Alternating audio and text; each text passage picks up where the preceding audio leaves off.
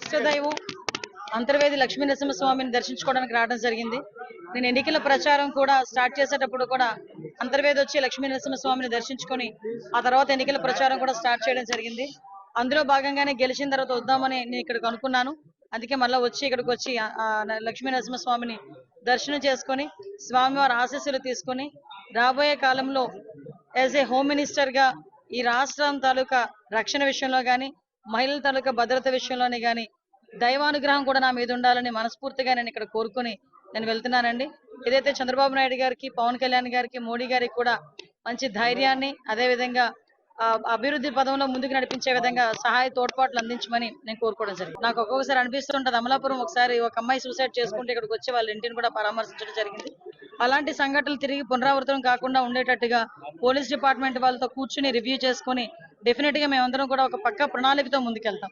ఏదైతే రాష్ట్రంలో గంజాయి డ్రగ్స్ విపరీతంగా పెరిగిపోయి ఉన్నాయి, అదేవిధంగా ఆడపిల్లల మీద అఘాయిత్యాలు కానీ, ఆడపిల్లల మిస్సింగ్ కేసులు కానీ చాలా ఎక్కువగా ఉన్నాయి లాస్ట్ 5 years లో.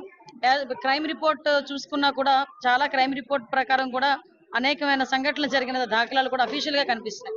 వీటన్నిటినీ కూడా ఓవర్కమ్ చేయడమే కాకుండా ఈ రాష్ట్రంలో ఉన్న మహిళలకే కాదు, సామాన్య ప్రజలకి కూడా వాళ్ళ తాలూకా భద్రత, వాళ్ళ ఆస్తుల తాలూకా భద్రత అన్ని కూడా మేము చూసుకోవాల్సిన అవసరం ఉంది. కాబట్టి దీని మీద పోలీస్ డిపార్ట్మెంట్ వాళ్ళతో మేమందరం కూడా మాట్లాడుకొని తగిన నిర్ణయాలు తీసుకొని యాజ్ ఎర్లీ యాజ్ పాసిబుల్ ప్రజలందరికీ ముందుకు తీసుకుంటాం.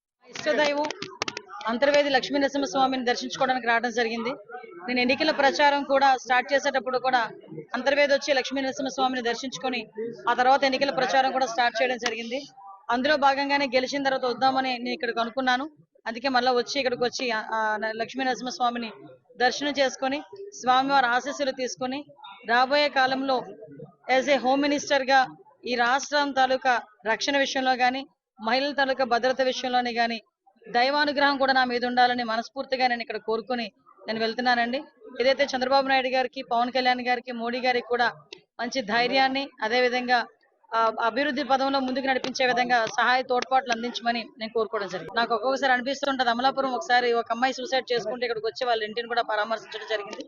అలాంటి సంఘటనలు తిరిగి పునరావృతం కాకుండా ఉండేటట్టుగా పోలీస్ డిపార్ట్మెంట్ వాళ్ళతో కూర్చుని రివ్యూ చేసుకుని డెఫినెట్ గా మేమందరం కూడా ఒక పక్క ప్రణాళికతో ముందుకెళ్తాం.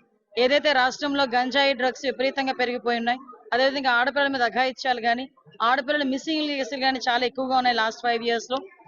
క్రైమ్ రిపోర్ట్ చూసుకున్నా కూడా చాలా క్రైమ్ రిపోర్ట్ ప్రకారం కూడా అనేకమైన సంఘటనలు జరిగిన దాఖలాలు కూడా అఫీషియల్ గా కనిపిస్తున్నాయి.